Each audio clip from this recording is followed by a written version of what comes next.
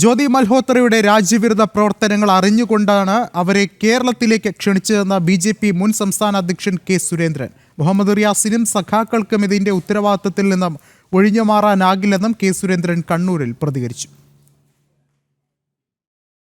ഞാൻ ഒരു മാസം 5 ദിവസം മുമ്പ് ഈ കാര്യം പറഞ്ഞതാണ്. ജ്യോതി മൽഹോത്രയെ സർക്കാർ സ്പോൺസർ ചെയ്താണ്, ടൂറിസം വകുപ്പ് സ്പോൺസർ ചെയ്താണ് ഇവിടെ കൊണ്ടുവന്നത്. അതിനുള്ള കാരണം ജ്യോതി മൽഹോത്ര കഴിഞ്ഞ 1 വർഷത്തിലധികമായി നടത്തുന്ന ഇന്ത്യ വിരുദ്ധ പ്രചരണങ്ങളിൽ ആകൃഷ്ടനായിട്ടാണ് മുഹമ്മദ് റിയാസിൻ്റെ വകുപ്പ് അവരെ ഇങ്ങോട്ട് ക്ഷണിച്ചു വരുത്തിയത്. കാരണം ജ്യോതി മൽഹോത്ര കഴിഞ്ഞ 1-1.5 വർഷമായിട്ട് ഇന്ത്യക്കെതിരായി, ഈ നാടിനെതിരായി, പാകിസ്ഥാൻ അനുകൂലമായി വലിയ തോതിലുള്ള ക്യാമ്പയിൻ നടത്തിക്കൊണ്ടിരിക്കുകയായിരുന്നു.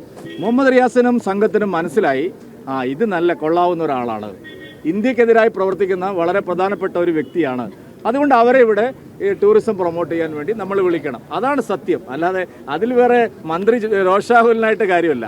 ജ്യോതി മൽഹോത്രയെ അറിയാതെ കൊണ്ടുവന്നതല്ല.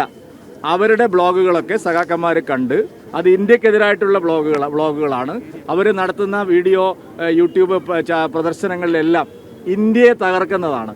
അത് ശരിക്കും മുഹമ്മദ് റിയാസിന് മനസ്സിലായി. അങ്ങനെയാണ് അവരെ ക്ഷണിച്ച് ഇവിടെ കൊണ്ടുവന്നത്.